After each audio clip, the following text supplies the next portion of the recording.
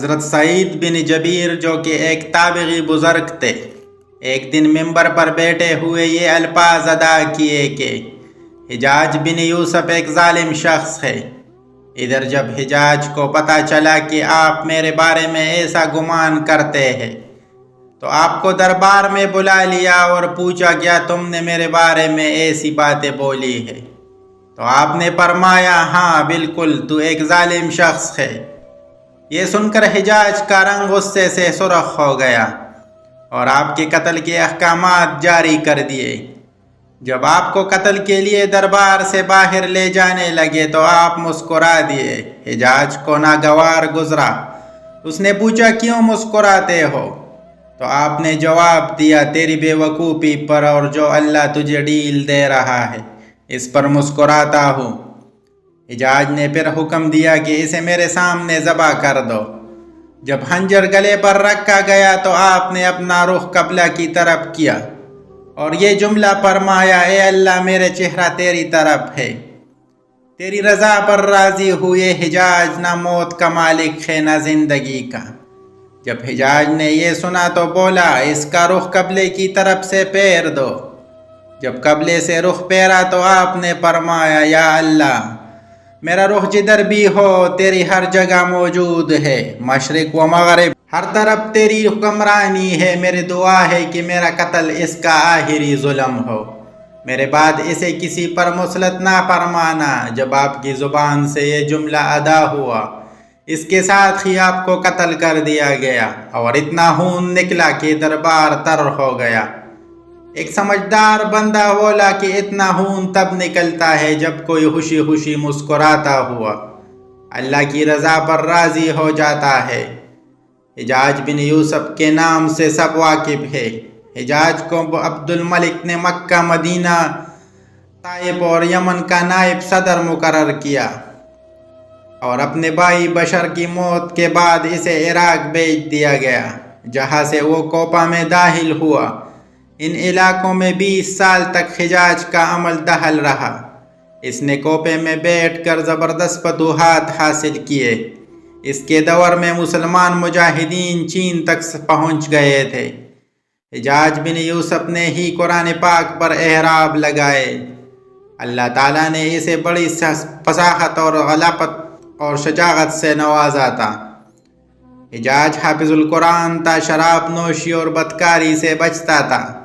وہ جہاد کا دنی اور فتوحات کا حریص تھا، مگر اس کی تمام اچھائیوں پر اس کی ایک برائی نے پردہ ڈال دیا تھا، اور وہ برائی کیا تھی؟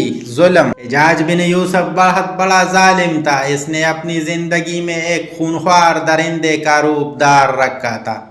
ایک طرف موسیٰ بن نصیر اور محمد بن قاسم کفار کی گردنیں اڑا رہے تھے اور دوسری طرف وہ خود اللہ کے بندوں، اولیاء اور علماء کے خون سے ہولی کھیل رہا تھا۔ حجاج نے 1,20,000 انسانوں کو قتل کیا ہے۔ اس کے جیل خانوں میں ایک ایک دن میں 80,000 قیدی ایک وقت میں ہوتے تھے، جن میں سے 30,000 خواتین تھے۔ اس نے جو آخری قتل کیا وہ عظیم تابعی اور زاہد و پارسا انسان حضرت سعید بن جبیر رحمۃ اللہ علیہ کا قتل تھا۔ انہیں قتل کرنے کے بعد حجاج پر وحشت سوار ہو گئی تھی۔ وہ نفسیاتی مریض بن گیا تھا۔ حجاج جب بھی سوتا حضرت سعید بن جبیر اس کے خواب میں آ کر اس کا دامن پکڑ کر کہتے اے دشمن خدا تو نے مجھے کیوں قتل کیا؟ میں نے تیرا کیا بگاڑا تھا؟ جواب میں حجاج کہتا مجھے اور سعید کو کیا ہو گیا ہے؟ اس کے ساتھ حجاج کو وہ بیماری لگ گئی زخمریری، جسے زخمریری کہا جاتا ہے۔ اس میں سخت سردی کلیجے سے اٹھ کر سارے جسم پر چا جاتی ہے۔ وہ کانپتا ہے، آگ سے بڑی انگیٹیاں اس کے پاس لائی جاتے تھے اور اس قدر قریب رکھ کر دی جاتے تھے کہ اس کی کال جل جاتی تھی، مگر اسے احساس نہیں ہوتا تھا۔ حکیموں کو دکھانے پر انہیں بتایا کہ پیٹ میں سرطان ہے۔ ایک طبیب نے گوشت کا ٹکڑا لیا اور اسے دھاگے کے ساتھ باندھ کر حجاج کے حلق میں اتار دیا۔ تھوڑی دیر بعد دھاگے کو کھینچا تو اس گوشت کے ٹکڑے کے ساتھ بہت عجیب نسل کے کیڑے چمٹے ہوئے تھے اور اتنی بدبو تھی جو پورے 1 مربع میل کے فاصلے پر پھیل گئی۔ درباری اٹھ کر بھاگ گئے، حکیم بھی بھاگنے لگا۔ حجاج بولا تو کدھر جاتا ہے، علاج تو کر۔ حکیم بولا تیری بیماری زمینی نہیں آسمانی ہے، اللہ سے پناہ مانگ۔ حجاج جب مادی تدبیری سے مایوس ہو گیا تو اس نے خواجہ حسن بصری رحمۃ اللہ علیہ کو بلایا اور ان سے دعا کی درخواست کی۔ وہ حجاج کی حالت دیکھ کر رو پڑے اور فرمانے لگے میں نے تجھے منع کیا تھا نہ نیک بندوں کے ساتھ چھیڑ چھاڑ نہ کرنا، ان پر ظلم نہ کرنا، مگر تو باز نہ آیا۔ آج حجاج عبرت کا سبب بنا ہوا تھا، وہ اندر باہر سے جل رہا تھا، وہ اندر سے ٹوٹ پھوٹ چکا تھا۔ حضرت سعید بن جبیر کی وفات کے 40 دن بعد ہی حجاج کی بھی موت ہو گئی تھی۔ جب دیکھا کہ بچنے کا امکان نہیں تو قریبی عزیزوں کو بلایا جو بڑی کراہٹ کے ساتھ حجاج کے پاس آئے۔ وہ بولا میں مر جاؤں تو جنازہ رات کو پڑھانا اور صبح ہو تو میری قبر کا نشان بھی مٹا دینا، کیونکہ لوگ مجھے مرنے کے بعد قبر میں بھی نہیں چھوڑیں گے۔ اگلے دن حجاج کا پیٹ پھٹ گیا اور اس کی موت واقع ہو گئی۔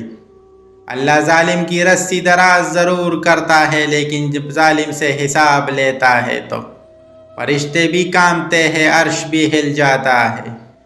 اللہ ظالموں کے ظلم سے ہم سب کو محفوظ رکھے۔